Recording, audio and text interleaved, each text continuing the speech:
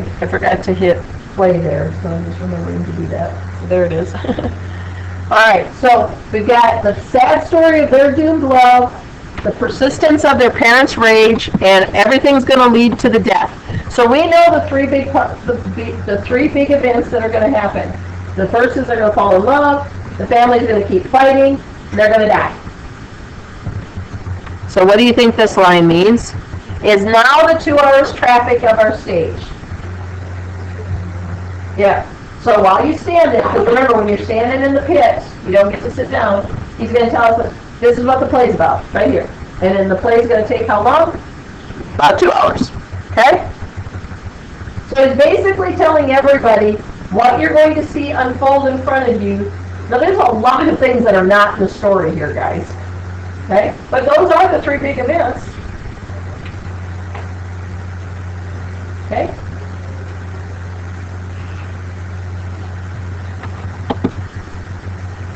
The which if you with patient ears attend. What do you think that means? The which if you with patient ears attend. If you do what? Listen closely. Okay? If you listen patiently. Okay? I said closely, but patiently. So he says, so those of you that are sitting in this pit, remember there are 3,000 people watching, no microphones, no nothing. So this prologue is trying to lay the foundation for, probably a fairly ignorant audience. Hey, this is what's going to happen. Okay? What here shall miss, our toil shall strive to mend. So I want you guys to notice that the pronouns have changed. It has gone from our stage, so he's talking about the actors, to you, the audience, to our toil shall strive to mend. So what is an actor's toil? What are these actors doing for us? Acting the story out, right? And so he's going to say our work. So if you miss anything, that's what we're going to try to figure out as we're going to fix it. Okay? We'll make up for everything we left out of this introduction and while you watch it. So if you got confused, just watch the show. Right? So the pronouns shifted. So the prologue is there, and then all of a sudden the last 3 lines, it shifts to talking about how this is a play.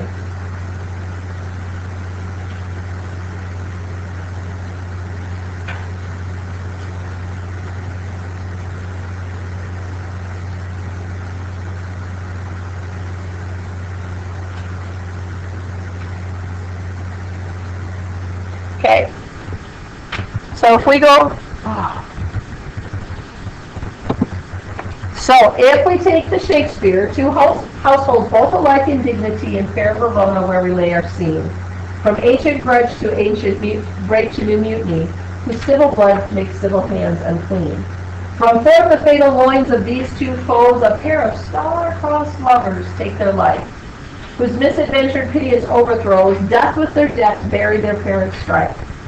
The fearful passage of their death-marked love, the continuance of their parents' rage, which but their children's end could not remove, is now the 2 hours traffic of our stage.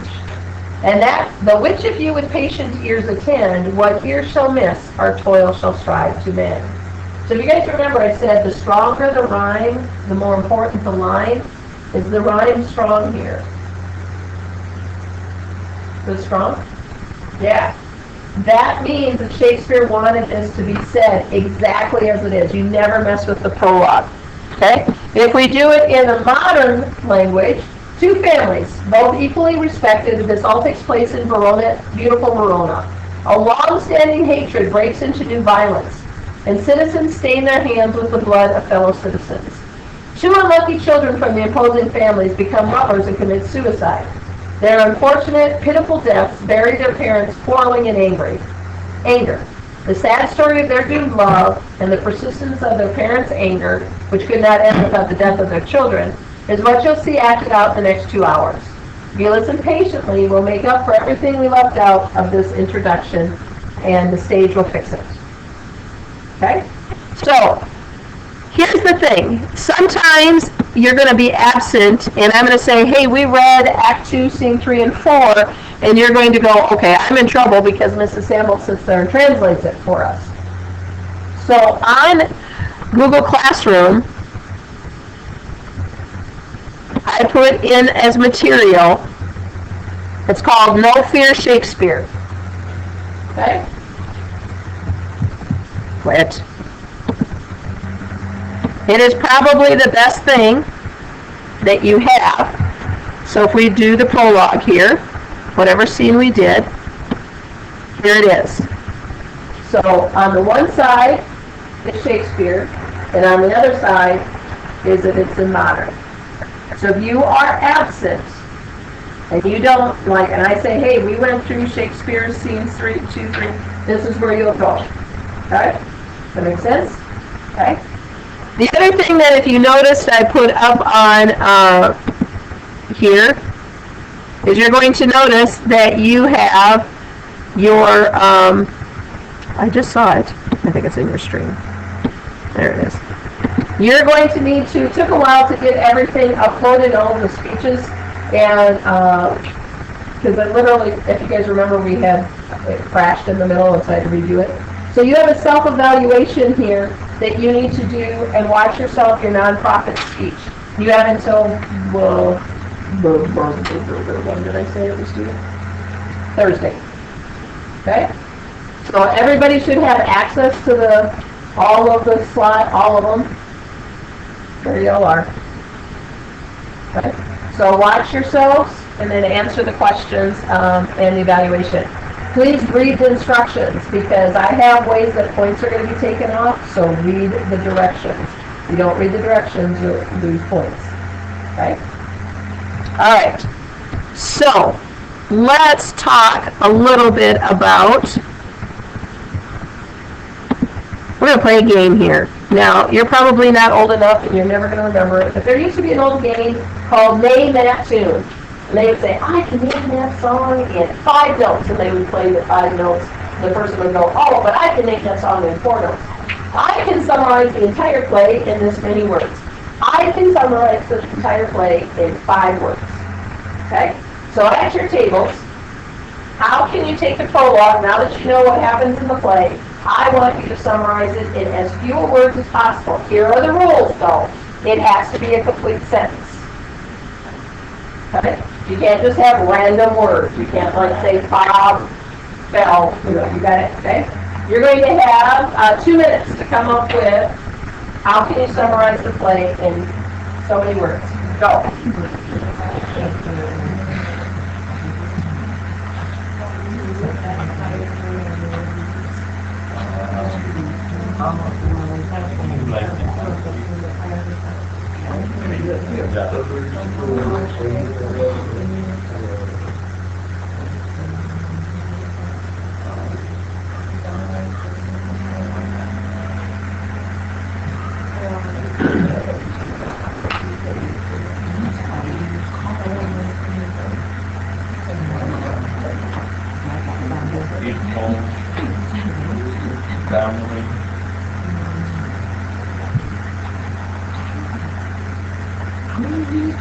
I did it, I actually had it before, but I should have a the in there, so I gave myself another one.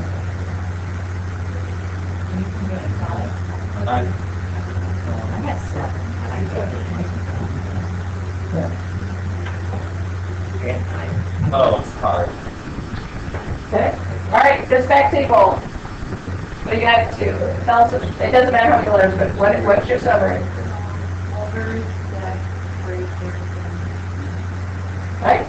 All right. Lovers, death, break families. Lovers, death, break families. You? That's fine. Ooh, good job. What do you guys have here?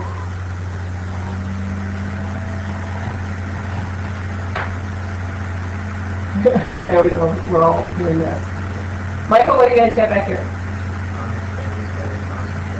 Families fighting causes death. Ooh. Children. I'd throw in children's death. Oh. Okay. That was good. 9 words. We'll take them.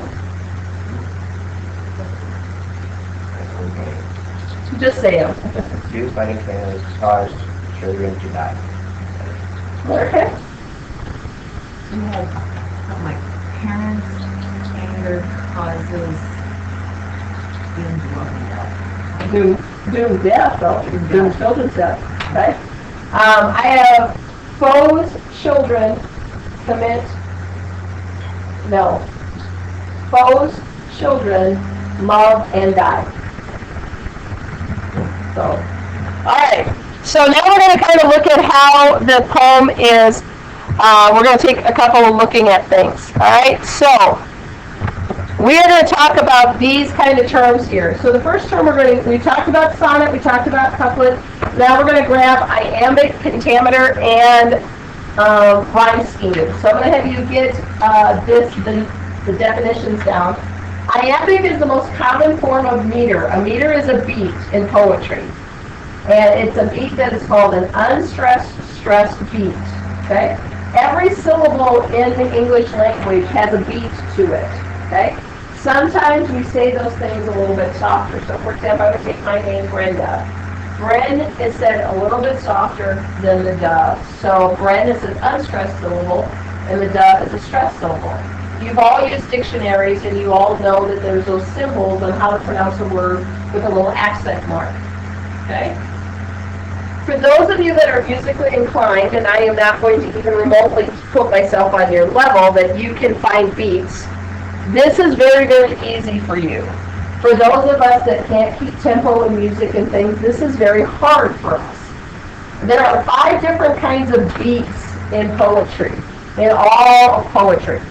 If 95% of all poetry is written in iambic, why the crap would I teach you the other 4? Okay? It's not a life skill. And I am not even ultimately convinced that this is a life skill.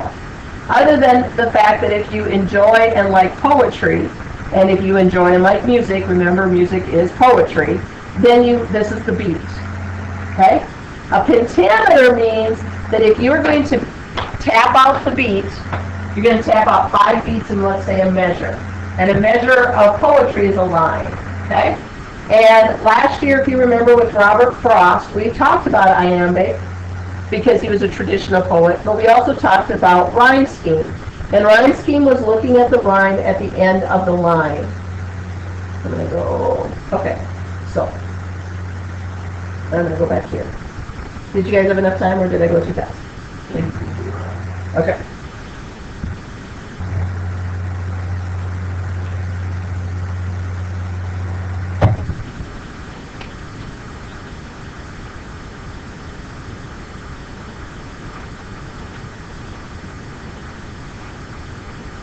Alright, so, do you remember when you were in kindergarten and first grade where you had to clap out syllables?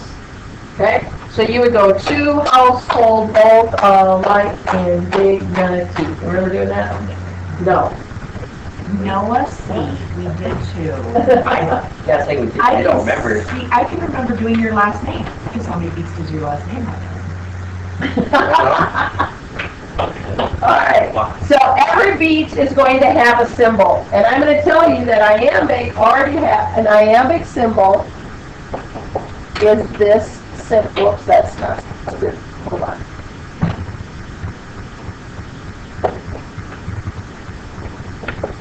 This is the pattern. Okay? This is unstressed, and this is the beat. So this is when you're going to hit the ting with the drum, okay? So all you're going to do is you're going to follow this pattern on over every syllable. So, to, household, both, life, and dignity. Okay? Everybody do that to the first line. Over every syllable. To, household, both, life, and dignity. I'm sorry, Shakespeare, that I'm reading it that way. Okay? So in fair Verona, where we lay our scene. I love single syllable lines. So you can hear the beat. To household, both alike in dignity. In fair Verona, where we lay our scene. Okay. What? You can do the second line too. So how is this a pentameter? 1, 2, 3, 4, 5. 5 lines. 1, 2, 3, 4, 5. 5 beats.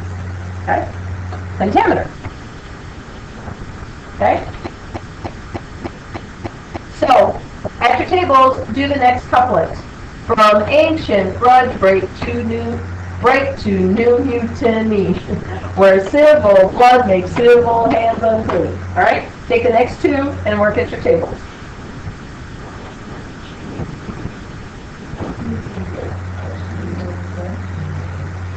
Ancient is 2 words. Ancient.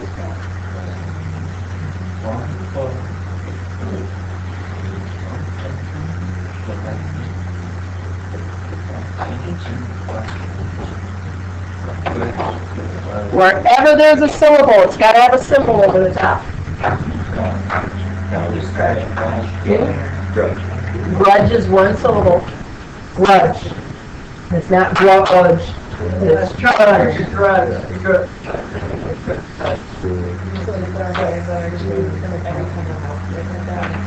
Oh, I don't remember. That's true.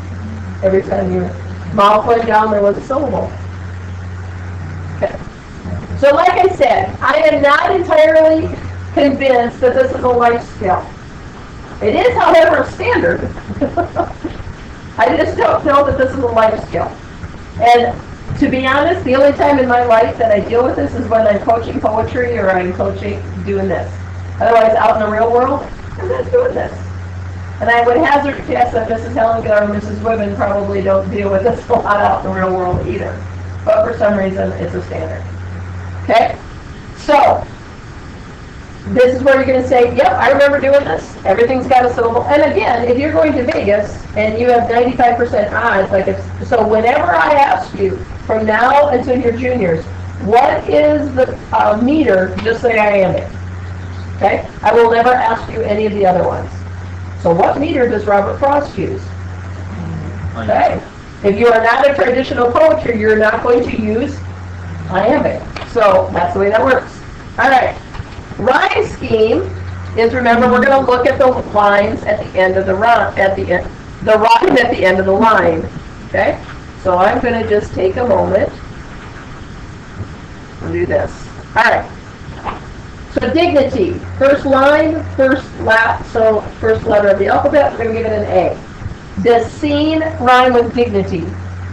Nope, so we're going to give it the next letter of the alphabet, B. Mutiny and dignity? Yep. Unclean, does it rhyme with dignity or seen? Okay. So now this is going to be kind of prose. C. Life. D. Overthrows. C. Strife. Right? All right. Write those down. Do the end. Okay? You're going to have to write them above your little words or over to the side. Squeeze them in there. Okay? So now do love, rage, remove, stage, attend.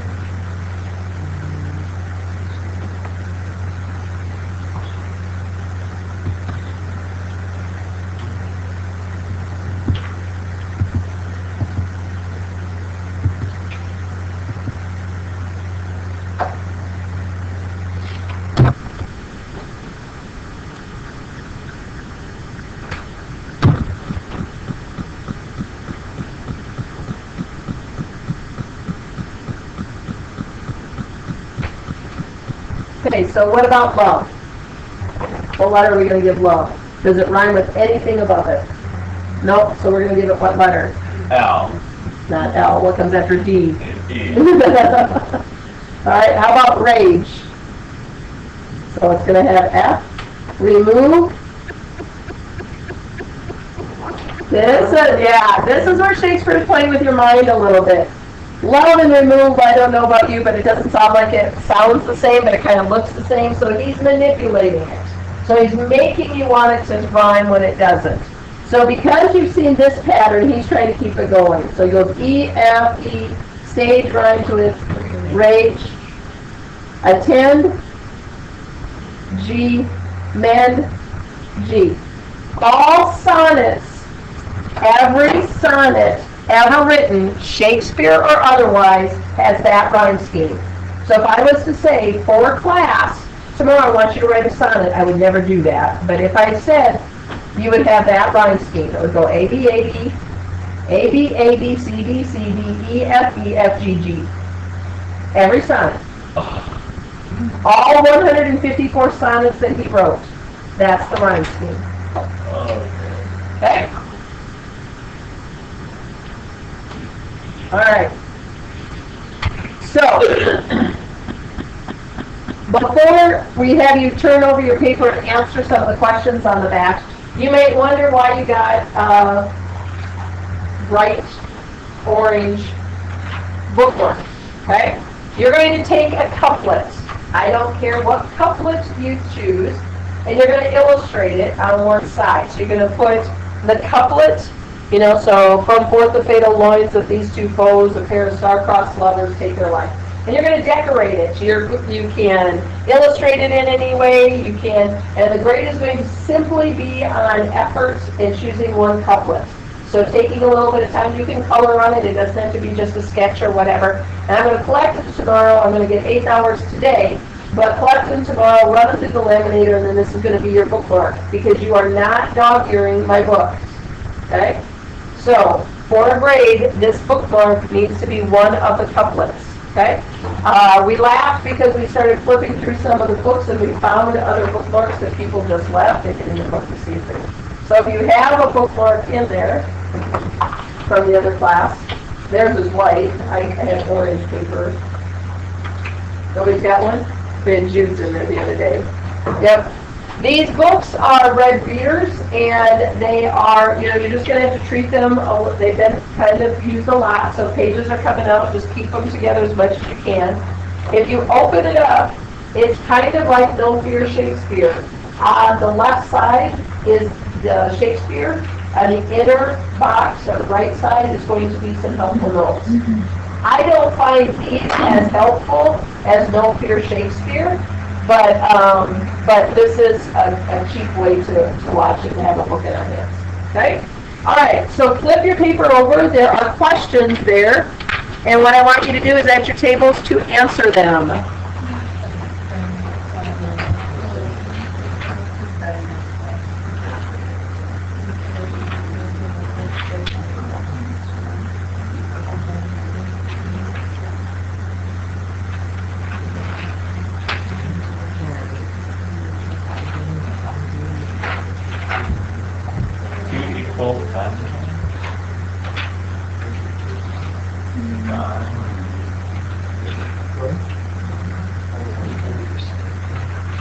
Yeah.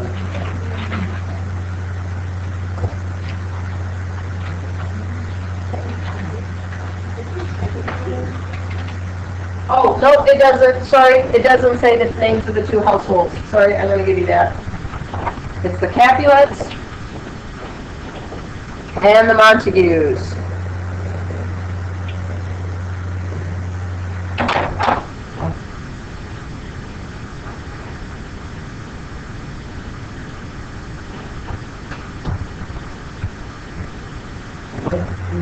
What does it? During when juniors, you will have a prom meeting in Mrs. Traffic's room. During when juniors, you will have a prom meeting in Mrs. Traffic's room. And also seniors will have a meeting in the library. Seniors will have a meeting in the library during when. Thank you.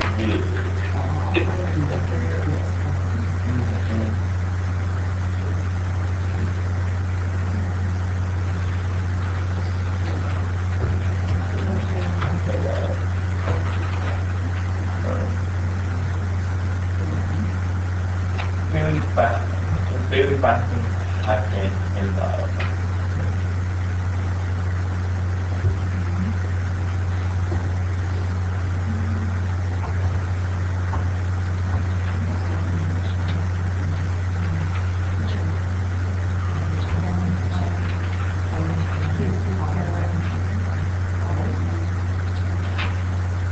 well, I think I strongly when these dogs get crossed over, it is bad thing.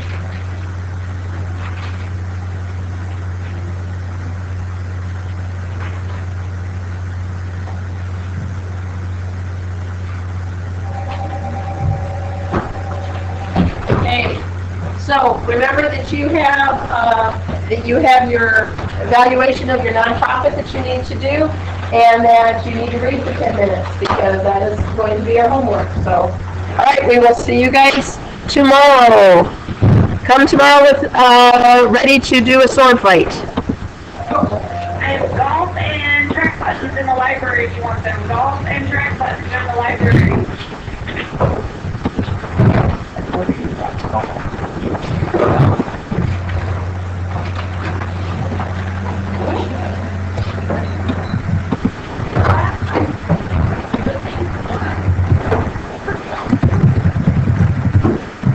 It's all. Last you read this like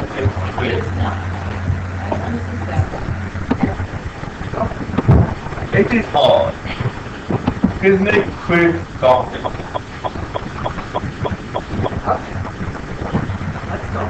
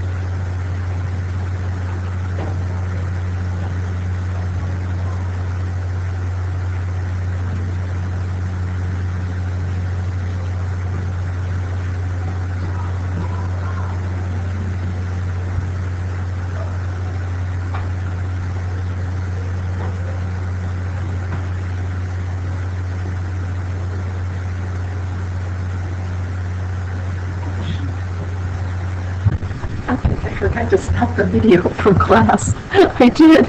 Oh no.